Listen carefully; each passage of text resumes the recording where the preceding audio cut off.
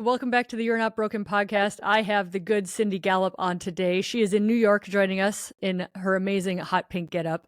And where do I start? You were successful in marketing career, and then you were on to other big things. Tell us what your greatest grand adventure is.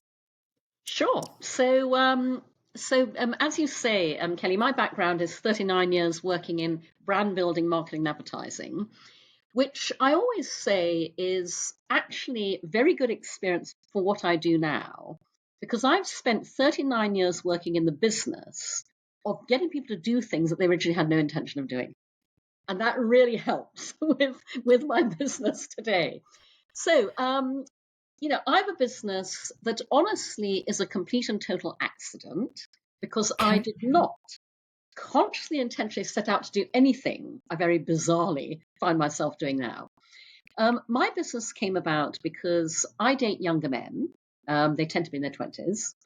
And gosh, 17 years ago now, I began realizing through like 04, 05, 07.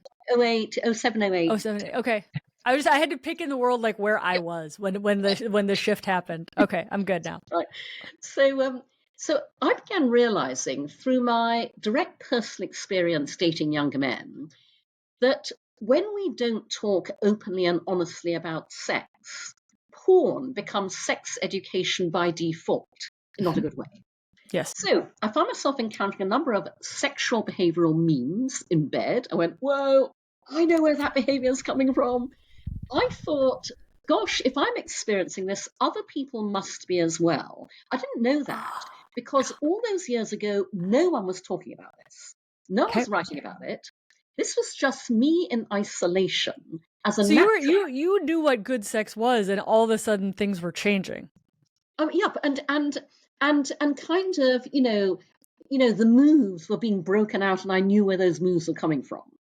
And so I just went, as a naturally action-oriented person, I'm going to do something about this. So 16 years ago, pure as a little side venture, I put up on no money a tiny clunky website at makelovenotporn.com that in its original version was kind of a public service announcement. Porn world versus real world. Here's what happens in the porn world. Here's what really happens in the real world. I launched at the TED conference in 2009. I became the only TED speaker to say the words, "come on my face," on the TED stage several times in succession. The talk went viral.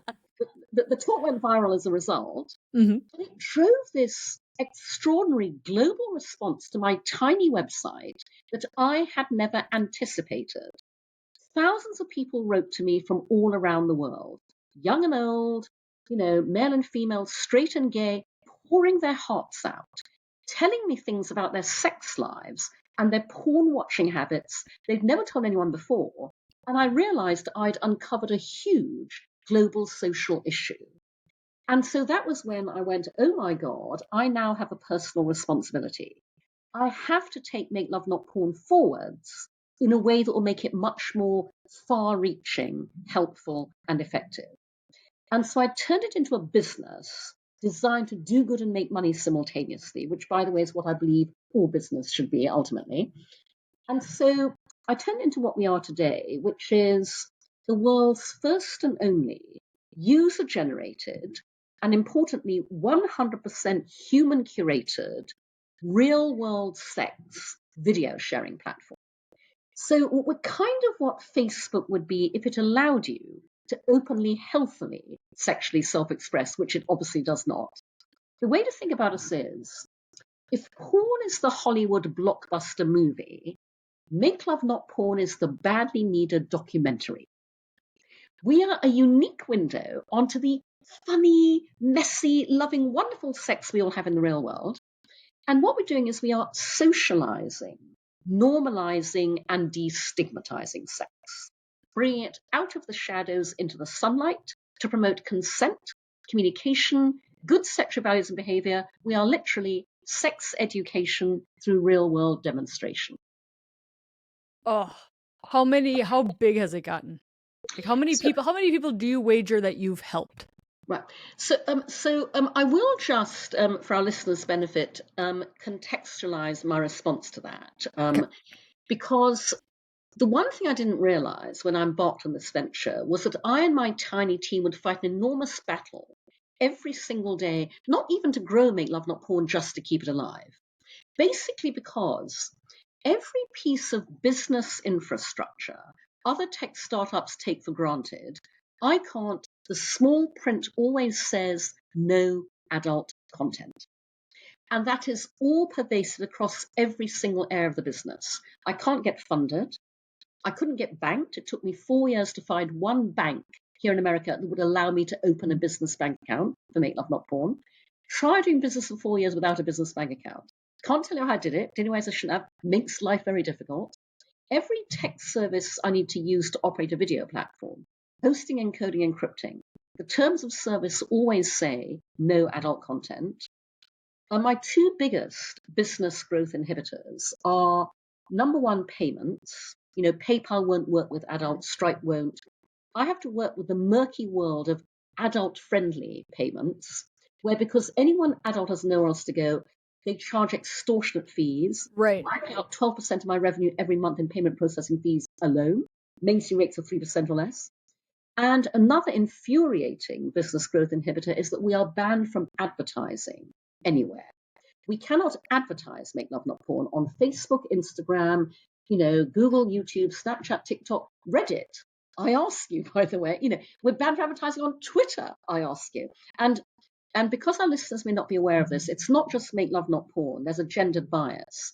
And you will know this. Any female lens sexual health and wellness venture is also banned. Menstruation ventures can't have it. Menopause, fertility.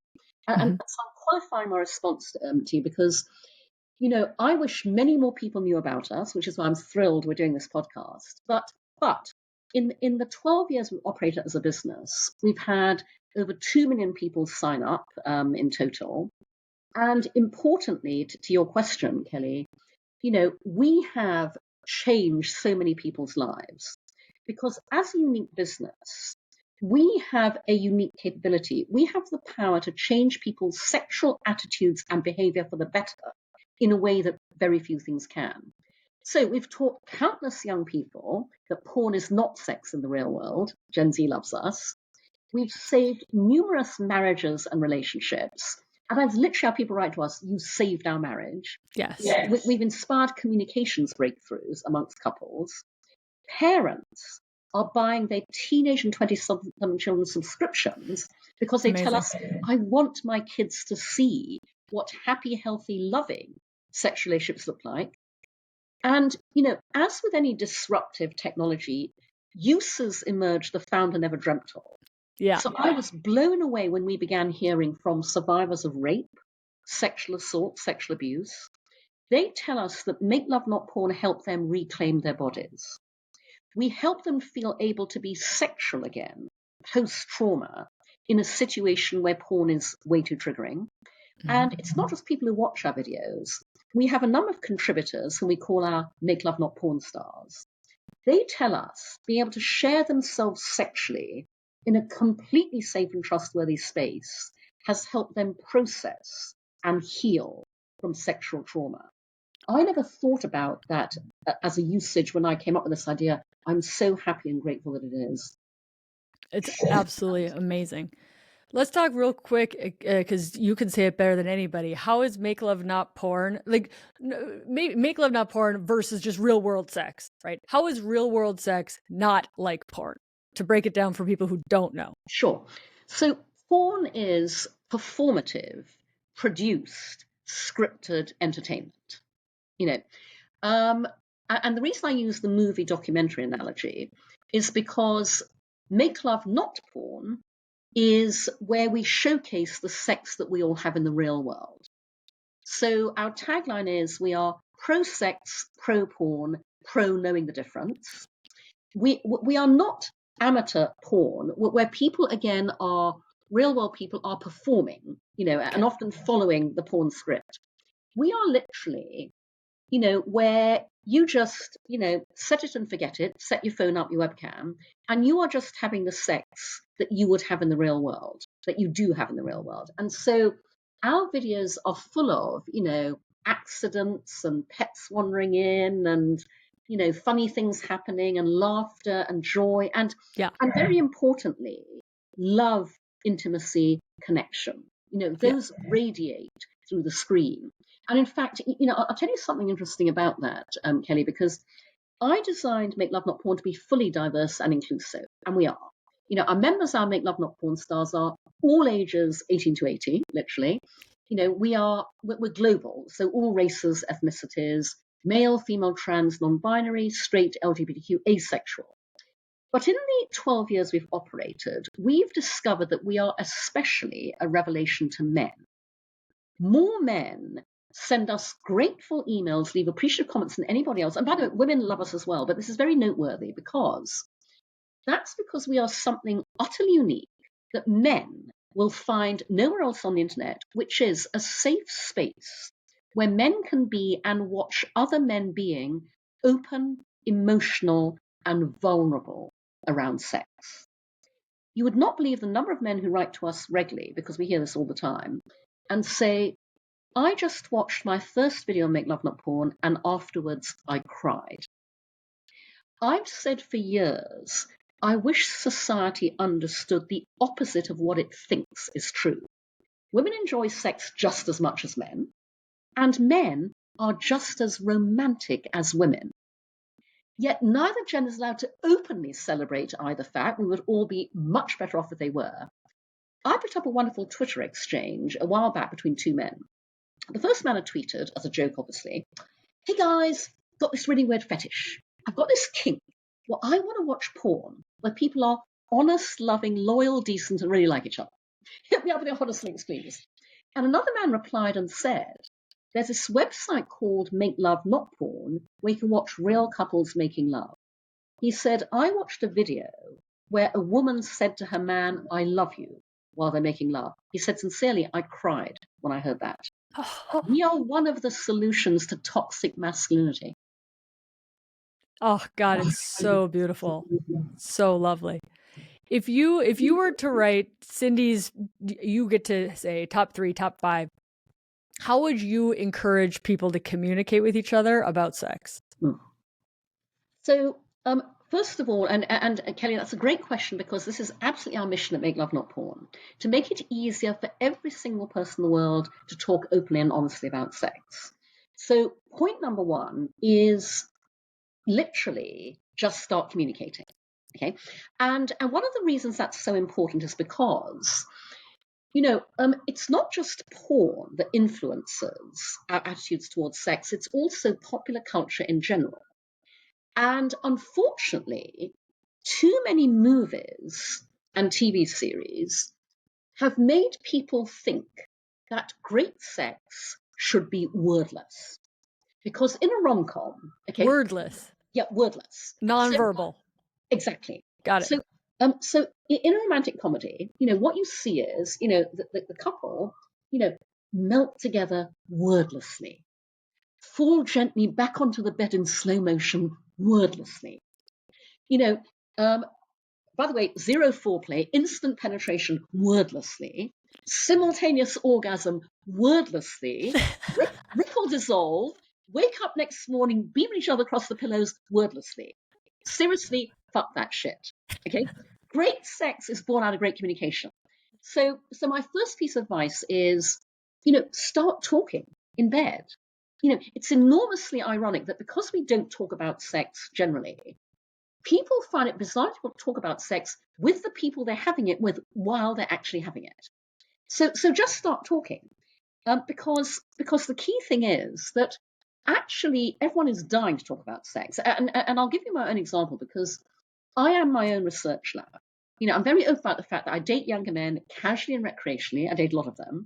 I see for myself exactly how this plays out in bed all the time. So I will have that. Give us as much insight from your research as you feel comfortable.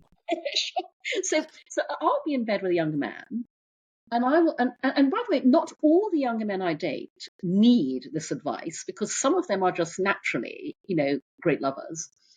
But the old porn moves will, be broken out. And I will think to myself, okay, I'm going to have to say something now. And I know the moment I do, the atmosphere will change, but I'm going to have to say something for all the women he will ever sleep with after me. And You're like, there's more than me involved in this. Exactly. And here's the important thing, Kelly. That communication is enormously welcomed. Honestly, I'm a big fan of radical simplicity. I like to keep things very simple. The single biggest turn on in this world is to be in bed with someone and know they're having an amazing time because of you. And this is how you get there. And so actually, I date very attractive younger men who had a ton of partners, and it becomes extremely apparent in bed that they've never had a conversation about what's going on ever. And so I remember, this is some years ago, I was dating he was 21 at the time, very attractive young man, had slept with a lot of girls. And I talked him through how to make me come when he was inside me. Okay. And as I said, it was very obvious that he'd never had any kind of communication like this before. And, he absolutely managed it, have a fabulous orgasm. He was thrilled. And afterwards, he said to me, I've really learnt from you. I am going to start communicating in bed, going forwards, because he hadn't been. Another young gentleman, I remember, after we both had a wonderful time, saying to me, oh, it's all about communication. I was going, yeah. So, everyone starts communicating, and honestly, that communication is enormously welcome.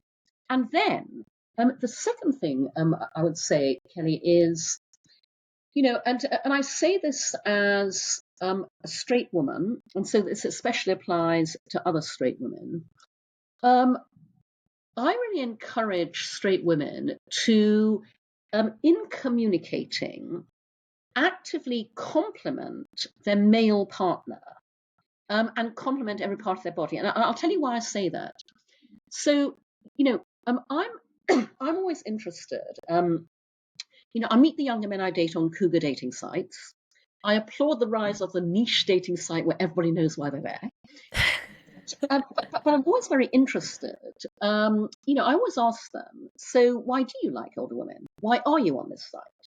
And what I hear most often is, they say to me, women my own age are so insecure and it's kind of exhausting.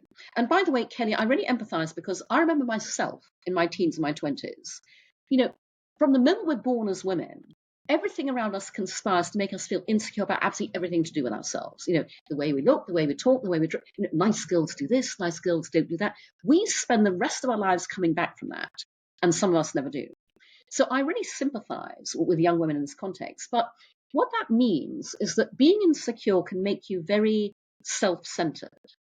You're in bed with someone, you're going, oh my God, let me hide my poochy tummy, what's if, and I don't give a shit what anybody thinks of my body. I think I look fabulous naked. And by the way, younger men's reactions absolutely endorse this.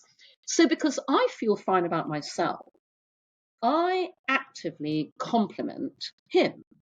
So I call the younger men I sleep with beautiful. I tell them how beautiful they are.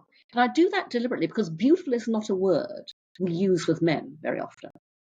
And I also compliment every part of their bodies. And that's important because, the trouble with male lens, male-centric porn is that it teaches men that sex is entirely dick-centric. Mm-hmm. It's all about how big it is, how hot it is, and there's so much more to sex than that, including having wonderful non-penetrative sex, but also, there is so much that is sexy about men's bodies that is not their dick. So for example, I am a total sucker for a great male forearm. Okay, gently muscled forearm, slight throwing of, So I will compliment their forearms. I mean, I will just make them feel appreciated. I remember I was dating a 20-year-old, again, years ago. He was on the wrestling team at his college. Okay, body like a Greek god, very good looking. I remember him the morning after, sitting on the side of the bed, saying to me shyly, you make me feel so sexy. And so to everybody, the second rule of communication in bed is absolutely tell your partner everything you appreciate about their bodies. Really make them feel good. They will make you feel good in return. That's how in communicating, you both just ease into a lovely, lovely connection. And I don't, just as people don't talk enough during sex, I don't think people therefore compliment each other during sex enough. It's so beautiful. I love it. When did you, not to get distracted, but I'm insanely curious, when did you stop being insecure? Was it a lightning bolt? Was it a gradual maturing? What do you recall that process? Sure. It wasn't one moment, Kelly. As you say, it was a gradual realization. It was, this comes with age and getting older, which is why I'm so keen to help shortcut this for, every other woman. But, I just reached the point, and I guess roughly speaking, this would have been at some point in my 30s, where I just went, I don't give a damn what anybody else thinks. I don't care what anybody else thinks about what I say, about what I do, about what I look like, and as I say, I really want to get this message to everybody, but especially young women as early as possible.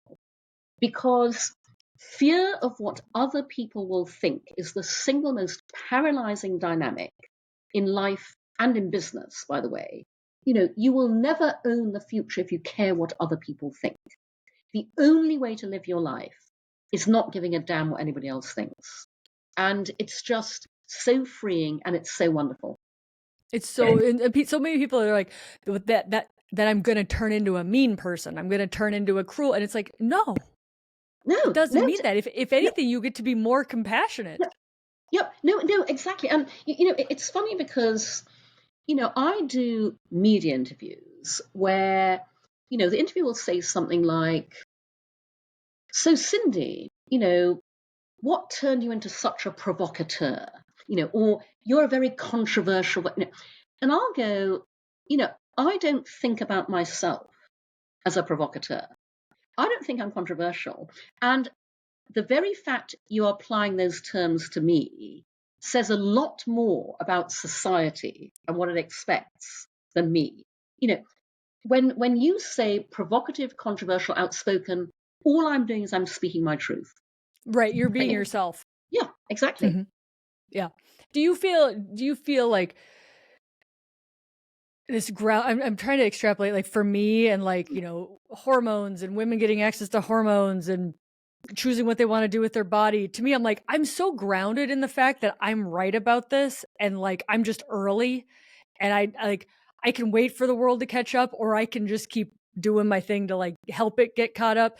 I'm hearing that in you of like, dude, you're right. You're absolutely right. We're just waiting for the world to catch up. No, Kelly, spot on. Because my favorite quote of all time is Alan Bay, who said, he basically said, in order to predict the future, you have to invent it. And, I am all about inventing the future. Too many people think the future is something that happens without us, rolls us over in its wake. And I am all about, decide what you want the future to be, make it happen. I mean, why would you not go, I see a world that is like this? Why would you not make that world happen? You and I are inventing the world we want to live in, basically. So, why wouldn't you do that? It's really, you can see it. Why would you do that? Well, because they don't know it's possible. People don't know everything's made up. Like how, like you can't bank. The fact that you can't bank if you educate people about sex, that's made up, right? Like it's all just made up, which means it can be changed, or you work your way around it because like it's not gravity, right? It's not real. It's made up. A human created that. Yep. No, exactly. And I find it funny when again in interviews, I will get asked things like, in relation to Make Love Not Porn. So Cindy, when do you think we'll all be less repressed about sex? When do you think all of this will change?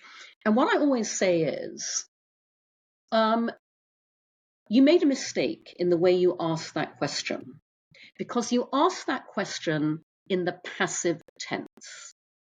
All of this changes when you and I and everyone else make it change. When you And I decide. don't wait for things to change, I make them change. Yeah. And so you and I are making this shit change. There's a lot of waiting around, because especially now what I hear on my world is like, women are mad. When's it going to change? And I'm like, is your plan to just sit in your kitchen mad, bitching to your girlfriend about being mad? Like, that's not how things change. I'm glad you're mad. Mad's energy. Let's use it. Right. But it's kind of this sitting around waiting for the world to be different instead of realizing like you're the world. Exactly. And, I'm a great believer, Kelly, in the fact that change happens from the bottom up, not the top down. And what I mean by that is every one of us every day taking micro actions. And micro actions are small, simple, easy actions, so easy, why don't we do them? Every one of us micro acting to change what we want to see change cumulatively. All those micro actions add up at scale to enormous impact. So, Yes. And for example, people have said to me many times over the years, Cindy, I love what you're doing with Make Love Not Porn. I've joined, I've subscribed. If I were an investor, I would give you all the money I have, but sadly I'm not. What else can I do to help you? And so I go, there is a very simple micro action that you can take every day to help us at Make Love Not Porn. And that is very simply every day talk about sex. And the next thing, I don't mean literally go out there and talk about sex. But what I mean is, in the course of your daily life, as you go about, your business, your work, your personal life, when you have a conversation where, if we were not so messed up about sex, it would be perfectly natural to reference it, do that. Talk about sex. And I give them my example of how I do this, because how on social media, our friends are always, celebrating birthdays, going on lovely vacations, and they'll post a photo of the celebration or the resort or whatever. Then there'll be a stream of comments going, happy birthday, or oh my God, that looks like paradise. So I will comment, and on the birthday post, I will say, happy birthday, hope you had great birthday sex.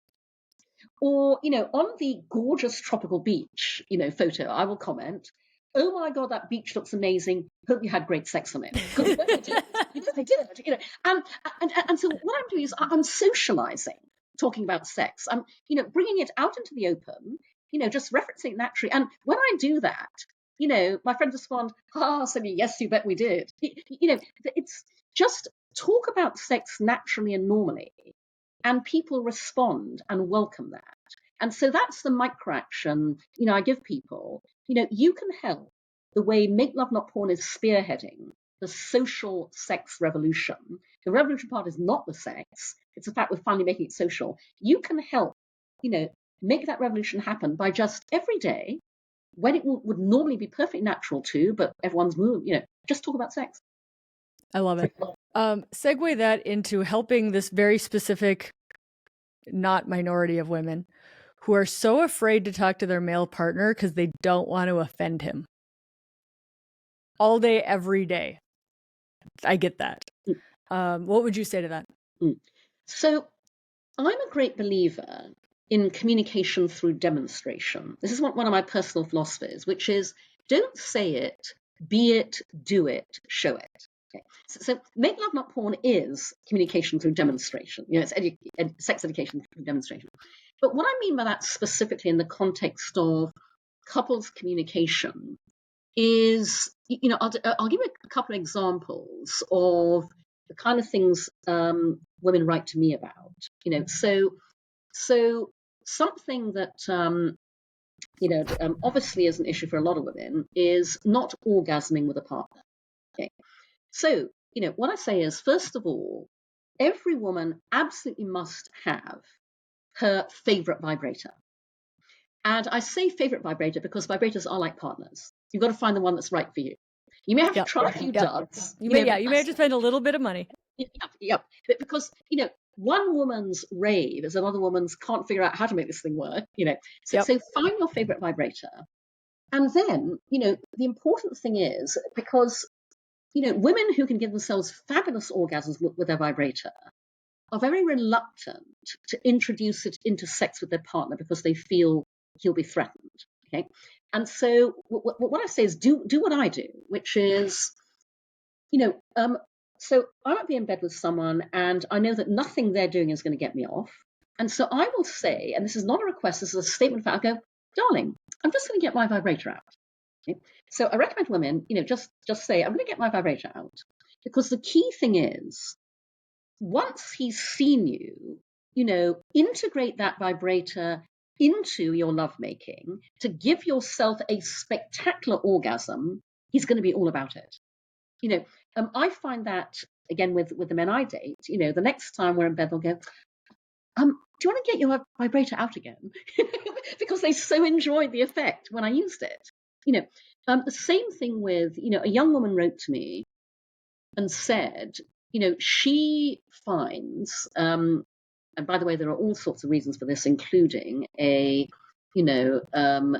non-right thinking partner. She said she found it difficult to get wet during sex. And she really wanted to use lube.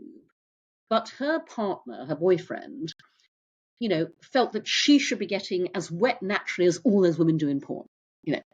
So I went back and I went, well, first of all, what you don't see out of frame in porn is that giant vat of lube that they're all using on set, because trust me, they are. But what I said was, and again, this is what I do, just start using the lube, because lube makes everything better. That's what I always say. You can never have too much lube. It's just fabulous. Whether you think you need it or not, it makes everything better. And so I said, just start using the lube, because the moment he feels how fabulous that is in every possible context, he'll be all about the lube. And so, I recommend that, it can be really difficult and awkward to work up to a conversation.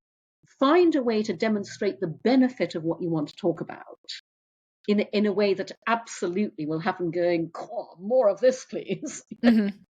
Yeah, and maybe not wait for their permission is what I'm hearing. It's like, no, you need to take care of yourself here. Yeah. And do what you need to do here. And that's not a waiting for permission or for him to come up with the idea sort of scenario. Exactly. I think there's a lot of women in midlife who, two things. Number one, they're down about midlife. They're down about changing bodies. They're down about, is sex going to get worse? They're kind of in the doldrums a little bit. I think it's ripe for reframing because of the empowerment that comes along, because of the zero fucks that comes along. How would you impart that? And do you see that, or do you hang around with all fuck yeah midlife women in your life? But do you see what I'm talking about? Yeah, no, I absolutely do, Kelly. And it is this appalling, again, patriarchal culture we live in, which absolutely manifests in popular culture, so that older women are not sufficiently depicted in fabulous, wildly sexually desirable and attractive ways all around us. And consequently, older women all too often feel that, they are invisible, their life is over, it's all downhill from here. And, a couple of points to make to that. The first one is a very practical one, because I work alongside Make Love Not Porn as a consultant to support myself. And years ago, I was working on retainer as a consultant to a Japanese advertising agency called Hakahodo, which required me to spend time regularly in Tokyo. So I was in Tokyo for a week, and one evening, I and my colleagues at the ad agency went out for dinner to a sushi restaurant. And we all got tanked on sake. And one of the Japanese women at the agency revealed that in her youth, she had been briefly apprenticed to a very famous Japanese soothsayer, fortune teller kind of person. And it was a very brief apprenticeship. So he taught her to read palms, but in quite a limited way. She could read your palm and tell you, I think your career, your love life, your health, and that was kind of about it. So, of course, we're all drunk on sake. Around here, we're all going, read me, read me. So she read all our palms, and everybody else is Japanese, so she read them in Japanese. But obviously with me, she had to read it in English. And English wasn't very good, which is part of the charm of this, because she looked at my palm and she said to me, you are only halfway. And I was 49 years old at the time, and that was exactly how I felt, only halfway. And so, first of all, I say to old women, you have as long to live again as you've lived to date. You have almost as long to live again as you've lived to date. What are you going to do with that? Because it can be all upside from here. Yeah. And you've already learned how to tie your shoes. Yeah, exactly. You can bring all that experience to bear. And secondly, and this is something I encourage people to do at every age, but precisely because of that, I say, now is the time to take a long, hard look inside yourself and ask yourself, what really makes me happy? Because maybe it's not staying in that marriage you've been in for the past 30 years that is not giving you anything, including, by the way, zero sex, because, we hear from, these women and couples that make love not porn. Maybe it is, not carrying on living where you're living, but deciding that you would like to go and base yourself somewhere completely different.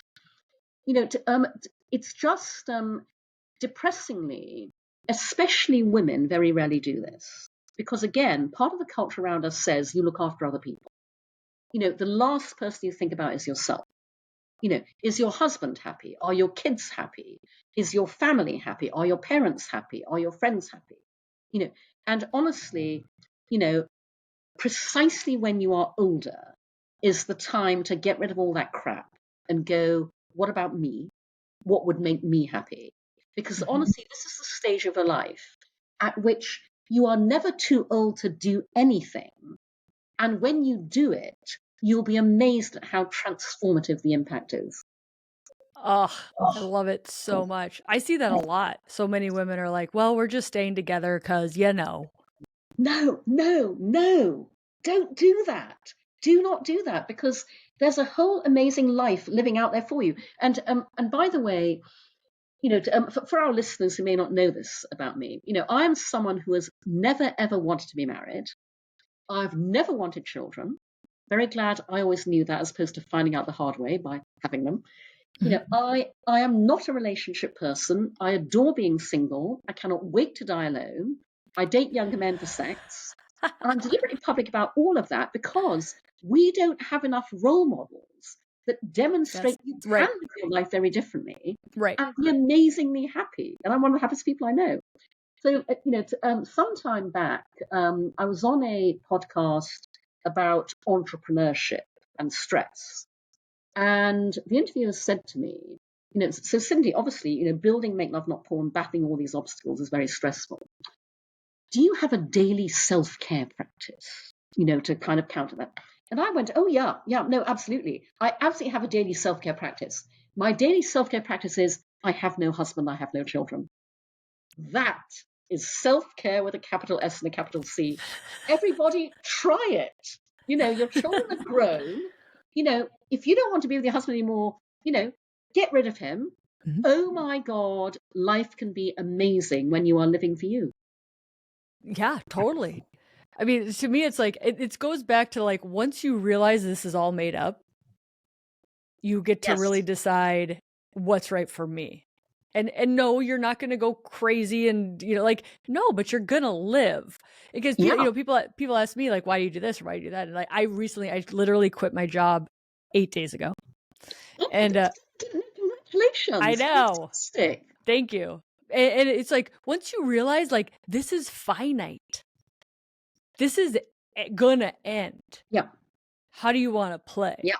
What do you want to create? How do you want to change it? Like, once you start thinking like that, you can't help but make different decisions than when you thought differently. Yeah, absolutely. I love that. Excellent. So what's your ultimate vision for Make Love Not Porn? Like what's 5 years? What's 10 years?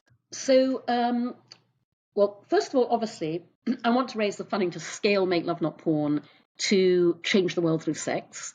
And that's really important, Kelly, because ultimately our mission at Make Love Not Porn is to help end rape culture globally.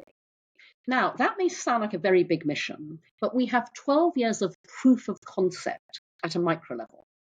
Because we help end rape culture by doing something very simple, but nevertheless nobody else anywhere is doing.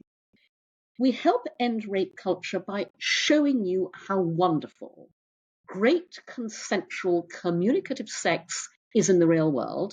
We eroticize consent. Our real world sex videos role model good sexual values and good sexual behavior. And here's the important part. We make all of that aspirational versus what you see in porn and popular culture.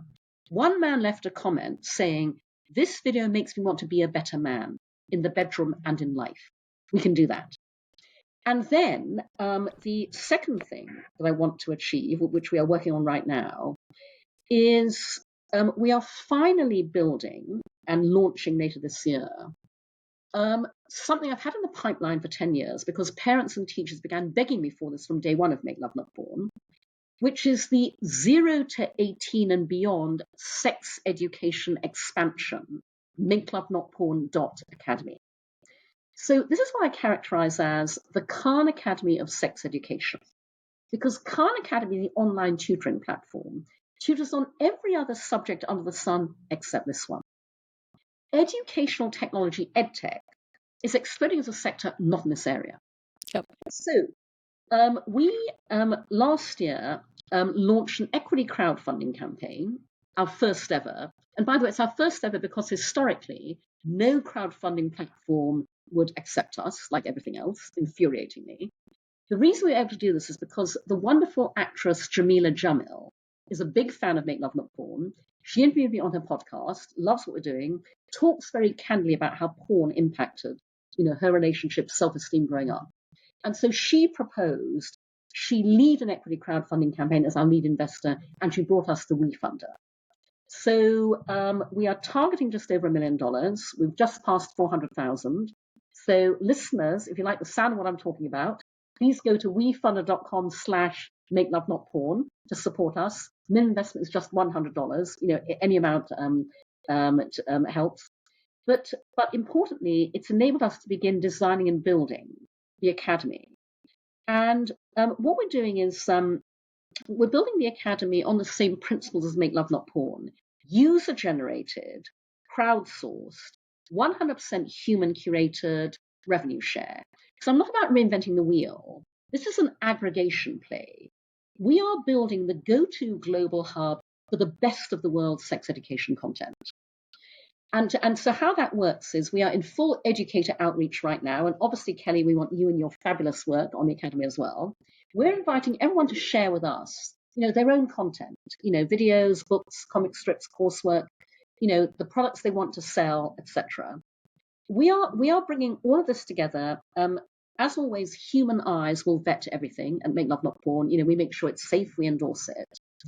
But we are bringing this all together to make it all easily accessible and searchable by age appropriateness. If you're a parent freaking out going, "Oh my God, my 6-year-old asked this, what do I say?" We will give you the tools and kind of be able to have that conversation. If you're a teacher of a class of 14-year-olds, here are all your age appropriate, curriculums and, coursework and so on for education. If you're an adult, access all areas. Adults are desperate for all this information as well.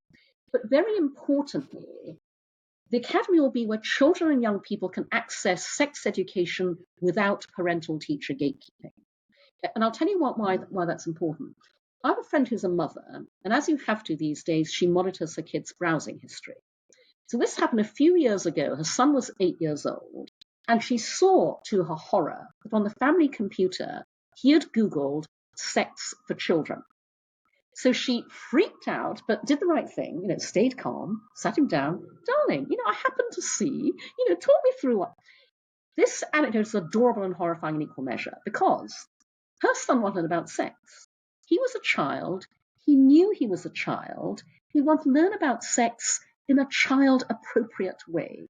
He sweetly, innocently Googled sex for children. You can imagine what came back, utterly traumatized. Yep. So probably when an 8-year-old boy can enter his age, will only serve him age-appropriate sex education. But the key thing about this, Kelly, is in 16 years of Make Love Not Porn, I've built up a huge network of educators, brilliant educator friends all around the world, who face all the same challenges I do. Their content gets blocked on Facebook, Instagram. Their accounts get suspended. They're banned from promoting what they do. Open, healthy sex education is being blocked, censored, and deplatformed everywhere. We are going backwards as a society. That's right. As I've said to my team, our mission at the Academy is to help organize the world's sex education information. That is a deliberate paraphrase of Google's original mission statement to organize the world's information, because they don't. Today, the algorithm is biased. It's censoring. And so we want to be Google for sex ed. We want to bring together all the amazing work out there already in one place so that everybody can find it. And the wonderful work my friends are doing can reach far, far wider audiences who would welcome all of this but have no idea where to go to get it. So necessary. It was just in the news, like very recently. It was either a Reddit post or some sort of group. It was thousands of men all crowdsourcing how to rape women. Did you see that?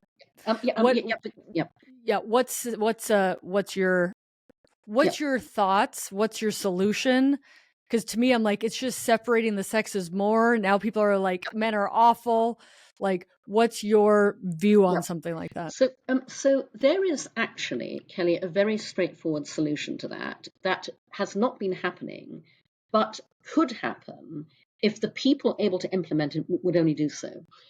So basically, in the broader tech landscape as a whole, every platform that we use today, especially the giant tech platforms, they were founded by young men, usually young white men.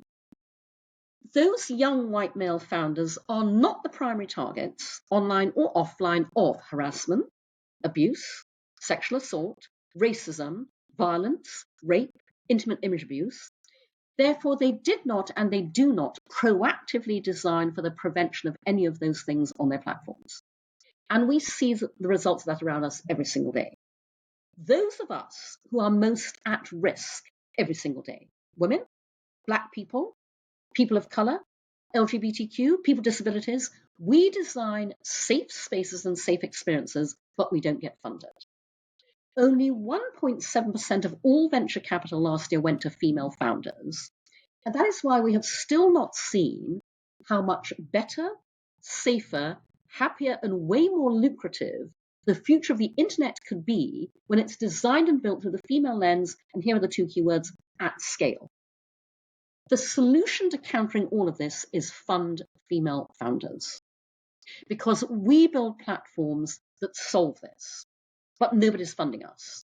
There's a wonderful woman, Melissa Hutchins, who was a victim of cyber stalking, intimate image abuse, and she has started. She absolutely, after years of suffering, bore witness. Her stalker, her abuser, is in jail. Thank God. She has started a venture called Certify AI, which plans to make it easy to locate intimate image abuse in order to eradicate it. That's the female lens on AI that is not getting funded. Okay?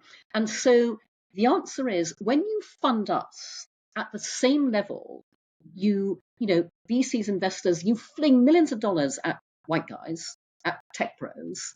We build the counterpoint to all of this. We build the solutions, and we build the platforms that shift culture. As I said, I'm out to end rape culture with Make Love Not Porn. I'm out to make it completely unacceptable to do that, because right now, none of the men on those platforms are challenging the others and going, shut this shit down, because this is appalling. And we need a culture shift driven by the female lens, and we can make that culture shift happen. I talked earlier about the impact Make Love Not Porn has on men. Imagine that impact at scale when they see how very differently, they could operate to get what everybody wants: love, intimacy, connection. I had a wonderful evening last night. I was invited to give a talk to the Greenwich chapter of the National League of Young Men. Now, I had no idea there was a thing called National League of Young Men until I got this invitation. It's a nationwide nonprofit with chapters around the US. And it's wonderful because basically it's for high school boys and their mothers. And it's designed to give young men the life skills they need to grow up as, members of the community leaders, people with the right values to really be, men in real life in the way that we'd love to see masculinity redefined. So, and I love the fact that, Erin Hill, the mother who invited me, she's the president of the Greenwich, Connecticut chapter. And so she held us at a house with another mother and the wonderful Lauren Cranston. And what they did was, there are about 30 to 40 boys between the ages of 14 and 18. There were more on Zoom because some of them couldn't make it to the actual IRL event. And, the mothers settled the boys, introduced me, and then they shut the doors, removed themselves completely, so there's no embarrassment. And it was just me and all these lovely teenage boys. And, I did a presentation about Make Love Not Porn, then I opened it up to Q&A. And obviously there was some, squirming and giggling to begin with. But we actually ended up with a fantastic, very free and frank Q&A, where they felt able to ask the questions they really wanted to ask, and I was able to give them very straightforward answers. And, they really want to know how to make love, not porn. They want to know what girls like. They want to know how to be good in bed. It was a fantastic conversation. And, when we are able to drive that culture shift at scale, that is when we can solve all of this hideousness. Everybody give Cindy your money. Exactly. Exactly. Yes, please. Oh my gosh, that is so inspirational and lovely and beautiful and yeah, I mean, it's everything that I say all the time. Everything you say all the time is like communication, connection. People want to feel belonged. And if they don't feel belonged in the real life, they're going to go on a Reddit thread and belong with a bunch of guys trying to figure out how to rape women. Exactly. We need to provide the alternative, whether that's in a loving relationship or in normalizing it in society in general. Yep. Absolutely. I love it. Any parting words? Give us the Make Love Not Porn place to give you money though too, not just the other place. Yep. All the places. Fantastic. Yep. So listeners, if you like what I've said, please go to makelovenotporn.com, sign up and subscribe. Subscriptions start at $10 a month, very affordable. Consider becoming a Make Love Not Porn star. We have a revenue share model. Half of all income from video rentals goes to you. And actually, our Make Love Not Porn stars tell us the experience of sharing themselves on Make Love Not Porn is transformative for them and their relationships. And we would absolutely love you to, follow at Cindy Gallop, at Make Love Not Porn on Instagram, Twitter. You can find me on LinkedIn. We're on Facebook. But we would especially love you to go to wefunder.com/makelovenotporn and invest what you can. And by the way, very important, this is not a donation. This is an actual investment. You will own a teensy-weensy piece of Make Love Not Porn. You will be part of our investor group that we will update on everything. You'll be part of actually making Make Love Not Porn and makelovenotporn.academy achieve everything that I've talked about in this wonderful interview. Oh, I love it. Thank you so much for coming on, and let's be in touch. Absolutely. It's been a pleasure, Kelly. Thank you so much. Thank you.